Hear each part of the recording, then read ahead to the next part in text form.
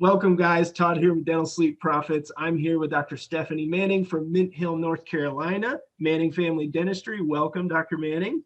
Thank you for the opportunity, Todd. Yeah, I'm actually really excited about this one because something that we strive for at Dental Sleep Profits is very, very attentive customer service. And that's something that Dr. Manning does very, very well, and what she's going to be talking about today.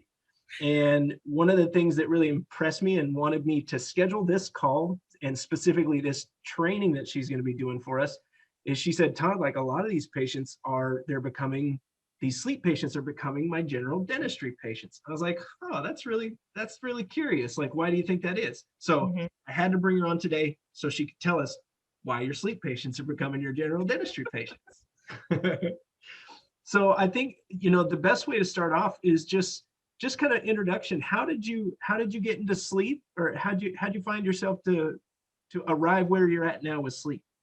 Okay, so I purchased my practice back in 2012, and then the year 2014, I think it was, I am part of AGD, and they have a study club. So one of the seminars was Sleep Group Solutions, and I took the course, and as part of the course, we had to be patients ourselves. So we were put on the EchoVision, which if you're not familiar with that, it's a rhinometer, pharyngometer, diagnostic screening tool. We Mm-hmm. did that, and then all of us that night, because it's a weekend course, Friday, Saturday, Sunday, so that night we had to take home a home sleep study, and I discovered that I too had sleep apnea. Knew I snored, but didn't know I had sleep apnea. Yeah. So I had the instructor do my bite registration, had the lab make a sleep appliance that I've been wearing since I took that course. So my personal journey is I am a patient myself. So Oh. a lot of these sleep patients come in, they want to know about you too. So I share that story with them, and that alone breaks the ice, makes the situation more relatable. So that's how I got into sleep. But my journey with sleep, as far as implementing it, has not been easy. Trying to do it on my own, screening patients. I added it as part of my health history, and they fill it out. You go in, you do your new patient exam, and then you start talking about sleep and snoring. And a lot of them look at you deer in headlights. So I wanted more patients that were coming in because they wanted to be there because of sleep, not kind of just trying to add it on to my new patient exams. It wasn't effective. Even doing the screening, looking at the back of the throat, the Mallampati score, it still just wasn't, unless somebody really, really already knew about sleep apnea, they just weren't into it. Mm. So on Facebook one day, saw your ad, decided why not give it a try because I wasn't having that great of success implementing into my practice. Hey, Coffee. Hey, Coffee. So after doing that, it's really taken off. And I went from doing, which I'm half embarrassed to say, but not anymore. Um, what did I say, Todd? Like 3 Like one appliances to a three year. Yeah, annually? Yeah, a yeah. year. Yeah, now since I've joined with you, we've been doing, I would say range, 5 to 6, 7 a month. And I only expect it to keep improving. So Yeah. that's how I got into it. Awesome. Awesome. So explain a little bit about, so we'll just get right into it. Uh-huh. So with all of these patients coming to see you specifically for sleep, Right. when did, like, how long was it before you started noticing these patients saying, hey, do you do other stuff?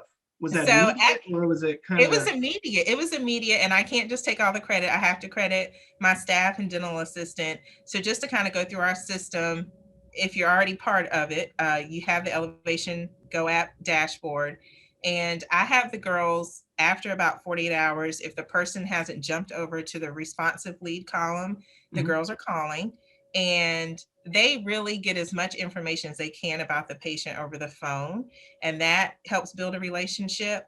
I use Dentrix G6 software. So when the appointment's scheduled, they leave a little blue note in there for me about their conversation, the patient's history, have they been on CPAP, etc. So we kind of already build that bond before they get there. And then Okay. when they get there, I can say, "Hi, Susie. I see here that you're here today. You have a CPAP." So they can tell that we really care, that we've kind of already done our research on their situation. And then my assistant, after the exam, she'll say, "Do you have a dentist that you go to?" Some of them will say yes, but then they might say, "But I'm looking for a new dentist." And then she'll start talking about well, we just don't do sleep. We do other services here.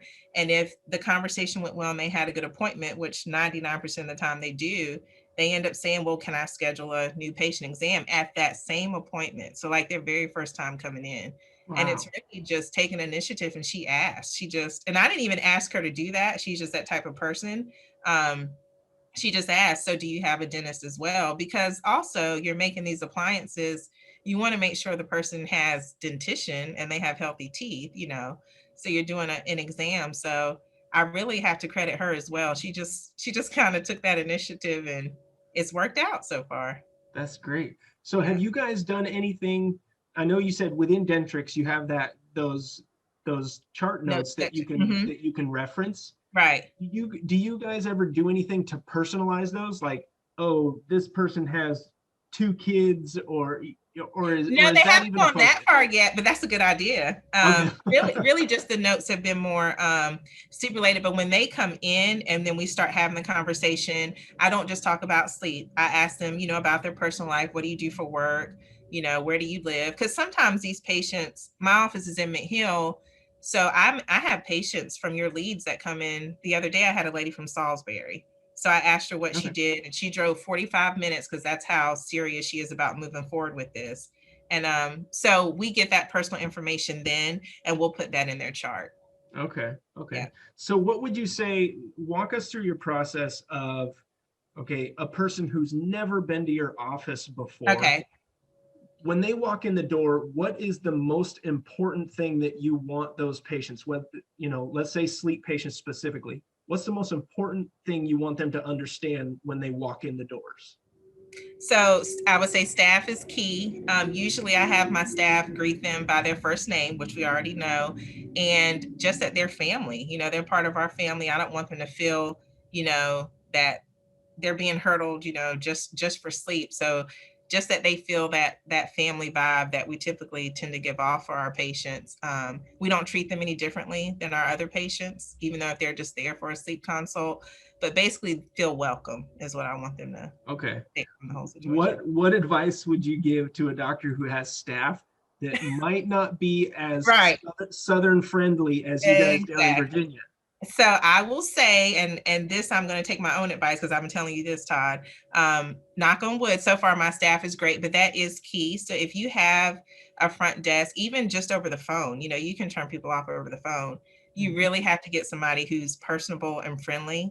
Um, so if that means maybe not necessarily getting rid of the staff you have, but hiring somebody new with that personality just to help you do sleep, because that's where I'm headed towards once I get busier with it, is just hiring a dedicated person to help me in the back with the consults, and maybe somebody in front as well. But definitely you got to have that person that has that personality. You do. Yeah, yeah.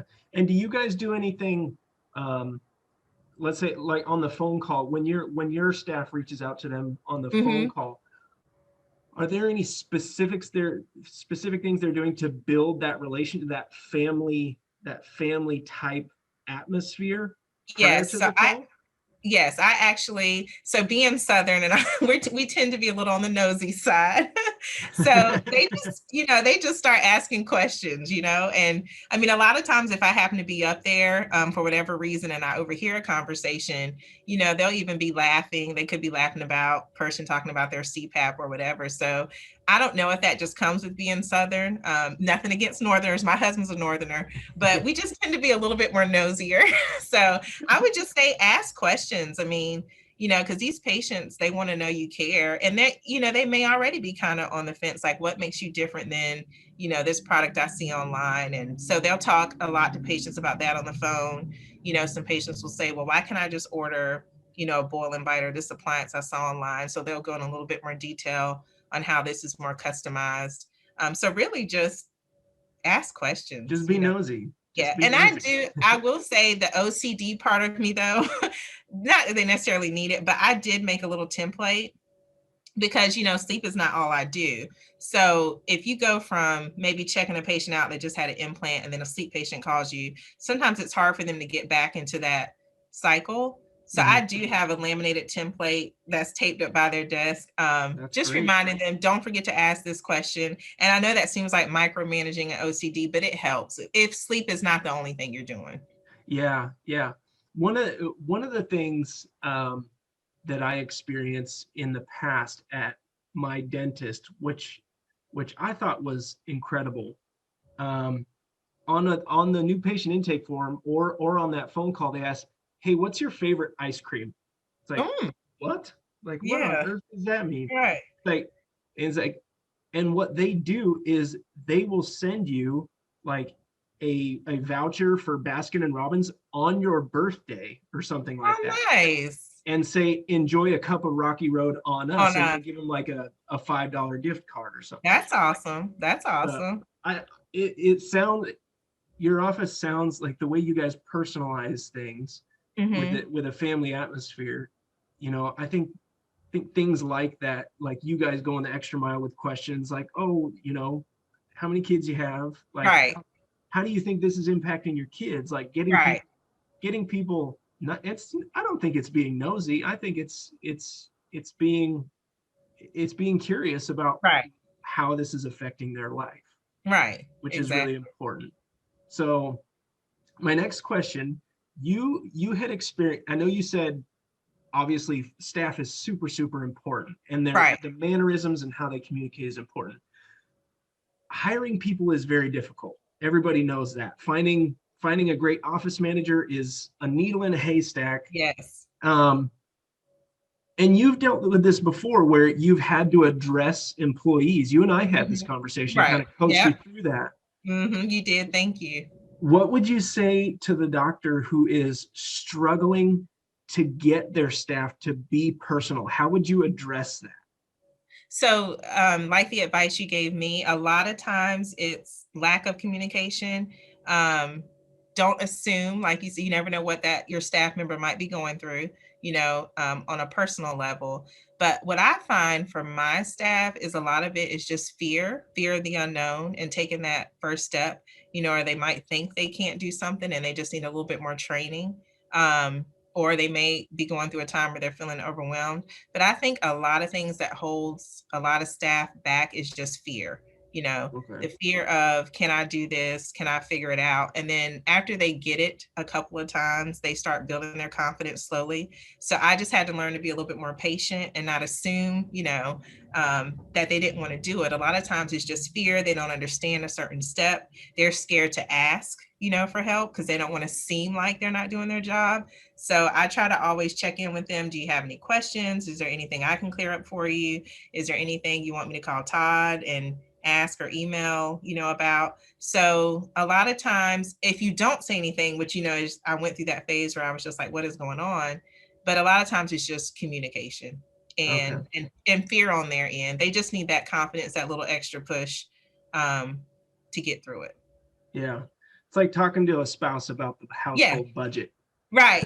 Yeah. Like, Yeah. it's going to be awkward at first, but it's what needs to happen. Is what needs to happen. Yeah. But they just like, we are where we are as dentists because I think we all have that grit, that drive, but it's a different mentality I had to learn from them, not trying to be condescending or think less of, our staff, but they just need that extra push sometime, I think. Yeah. And that's why we're entrepreneurs, is we kind Right. of naturally have that push. Right. Whereas Right.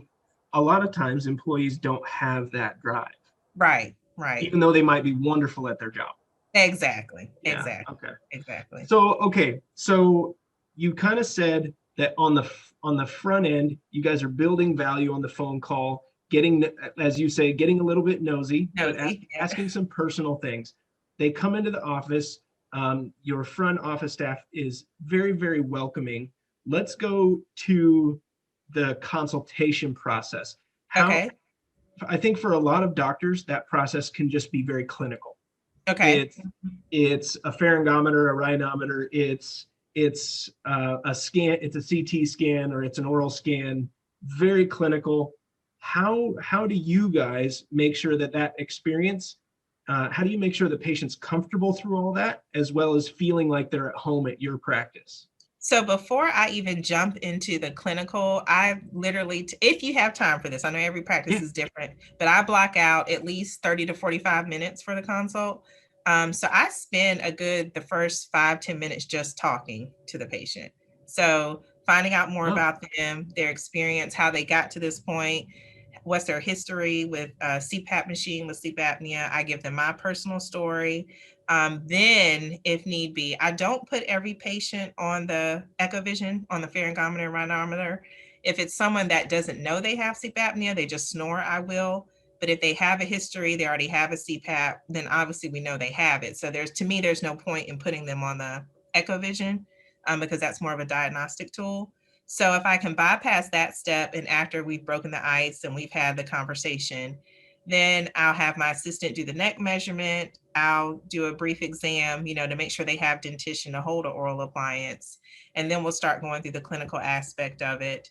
And I'll even, towards the end, show them models of the different types of oral appliances that I use. But my process before we even jump into clinical is just listening mostly, letting them do more talking than I am, yeah. hearing where their situation is. And then, of course, you always want to kind of paraphrase back to them so they know you were listening. And then I'll jump into the clinical part of it. Okay.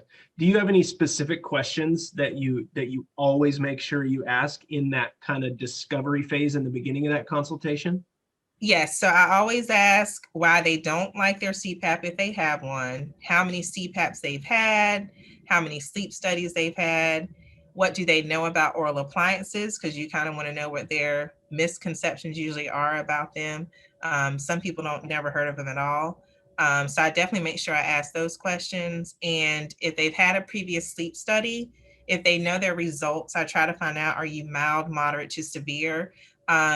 Not that the oral appliance doesn't work for really severe patients, but if they are super severe, I always want to give them that caveat. We can make the oral appliance, but if you're really, really severe, it may not be, 100% or the best option for you. Okay. Okay. And do you continue that process of kind of getting a little more like getting a little more into their personal life at all in the beginning of that consultation discussion? I do because the patient I had that came the other day, what helps in doing that is she said, if this works for me, my husband needs it too. Because I was asking her what she Mm, does, where she's from, married, have kids.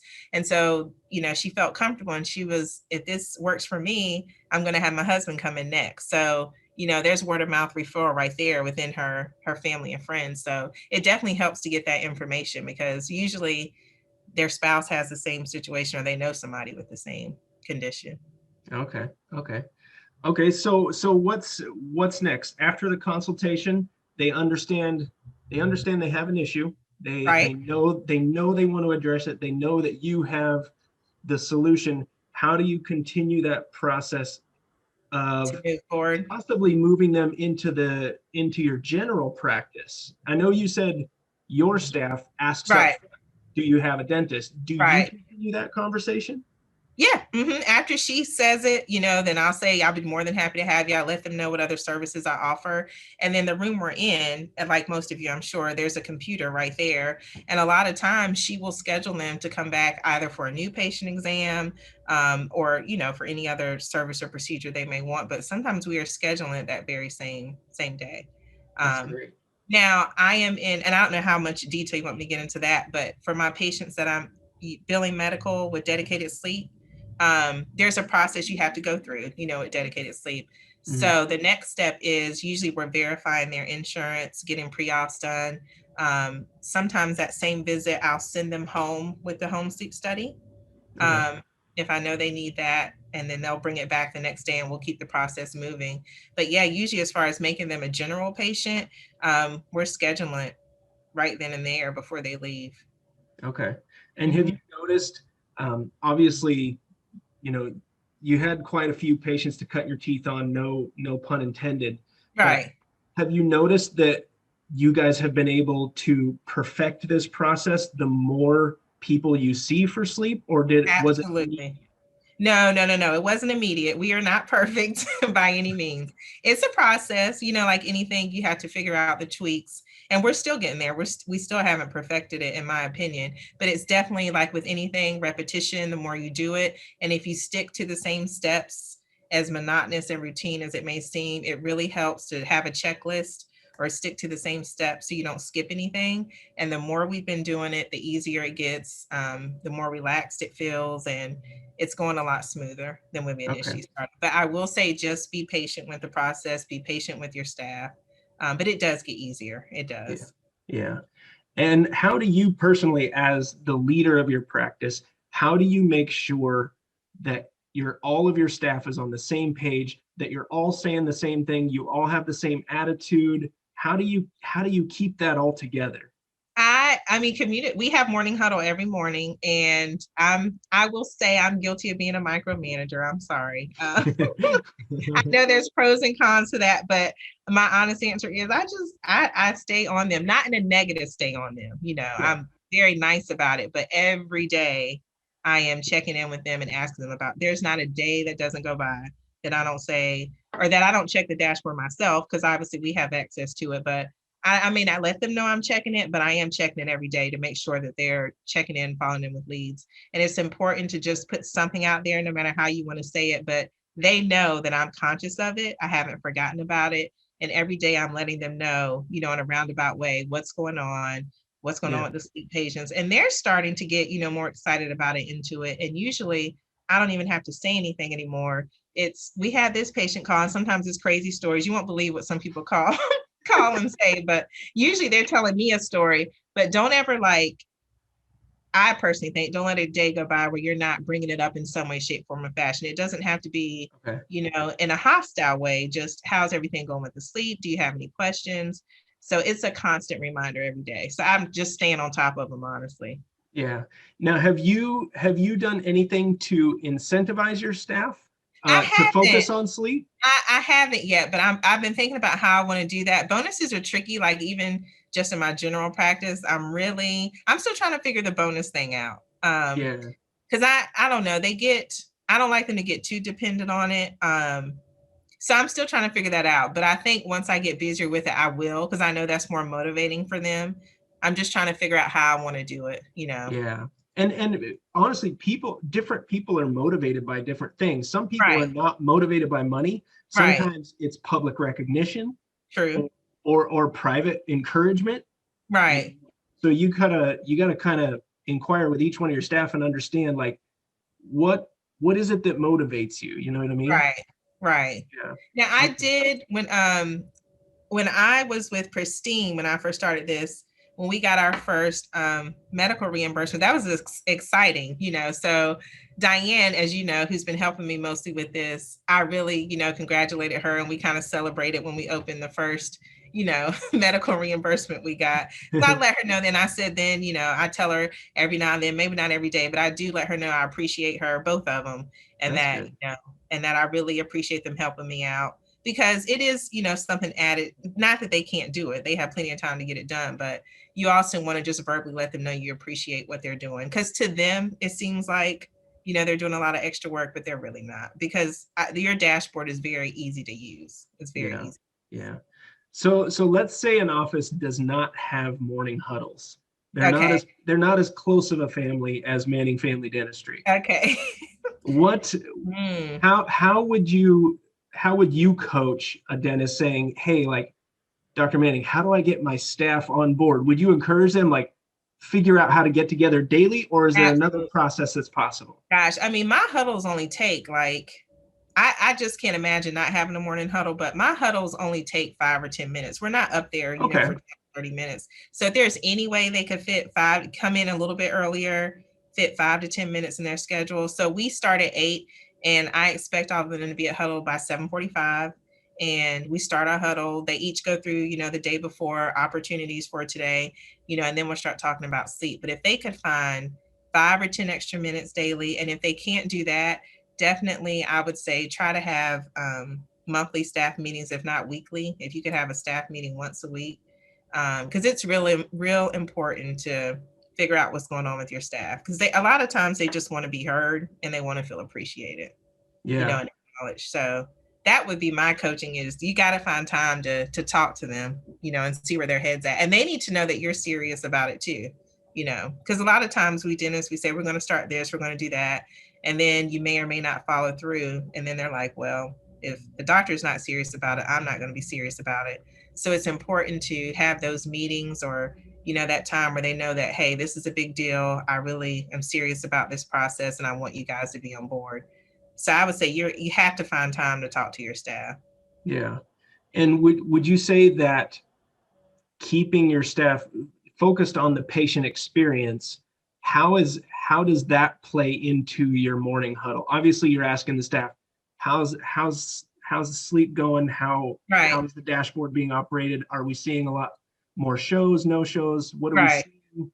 Right. But how do you keep your staff focused on that patient experience? Because everybody has their days. Of course. Yeah. And they're allowed, but you Right. don't want that to be at the peril of your patient's experience. Right. So how do you I keep think I, people focused on that?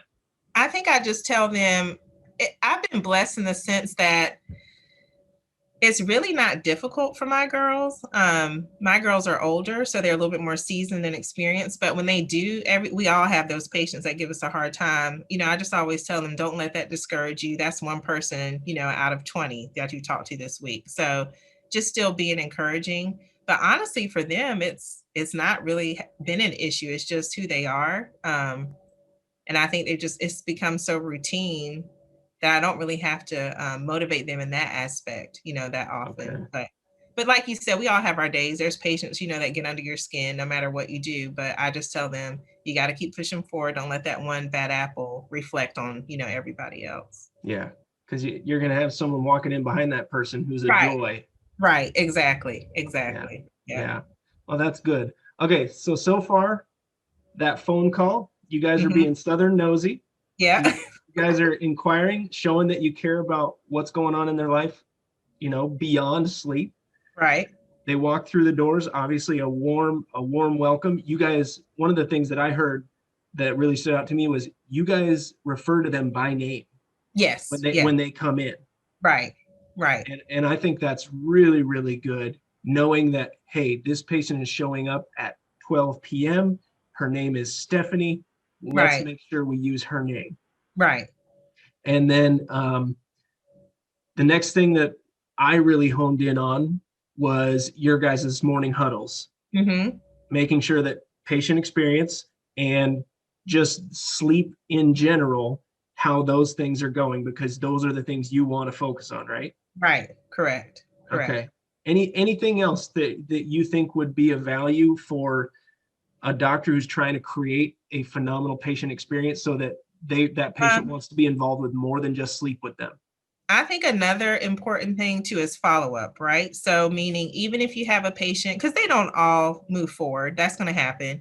But I just made, and it's a template, so that way you don't have to type it up every time. You just have to change the person's name. And this was not an original idea. I got it from another CE course I took. But just do a template follow-up letter. We saw you on this date. You came in for a sleep consultation. We discussed X, Y, and Z. We haven't heard from you. Please follow up with our office if you want to move forward, or if you're interested in being a patient in another for another option. So I would say follow up. Don't forget about the follow up too, because sometimes like us, like I never, if I'm going to purchase something, unless it's something small like on Amazon, but if I'm making a big purchase, I don't usually make that purchase the same day. It usually takes me a day to think about it. So don't underestimate your patients or the leads that come in. I had one patient last year, we had a really hard time reading him. We didn't think he was interested after the consult. He was just a really hard read. And it took him about 3 weeks, and he called back and he moved forward with the appliance. So sometimes for some people, they just need to process it, whether it be processing the financial aspect of it or the whole experience. So follow-up, I think, is important too. Okay. And outside of follow-up, is there anything that you do after the patient leaves your office to kind of reinforce that experience that they just had? Oh, so I am big on reviews, and they will get an automatic request to do a review. I use is it okay if I say the company I use, Todd? Yeah. Okay, I use Bird Eye. If any of you are not familiar with them, it's a fee, but it's not that hefty of a fee. It's a monthly fee, but it's really benefited my practice, not just the sleep leads, but any new patients I get or any patient that comes in, they're asked to do a review, and it automatically syncs with Google. So it's seen on Google as well. And it's really boosted my reviews from the very few I used to get to like in the hundreds now. So it's a good investment, but that's the other thing. They'll get an option to leave a review as well when they leave. And that's even if the person just came in for a consultation, Correct. right? Correct. Yeah. Yeah, because why not? They had an experience with your office. Right. Exactly. Yeah. No, that's a really great point on the Mhm. on the follow-up side of things. Okay, well, do you have anything else you'd like to add? I just say trust the process. This has really benefited me. Being in dental sleep profits tremendously, not just myself, but my staff.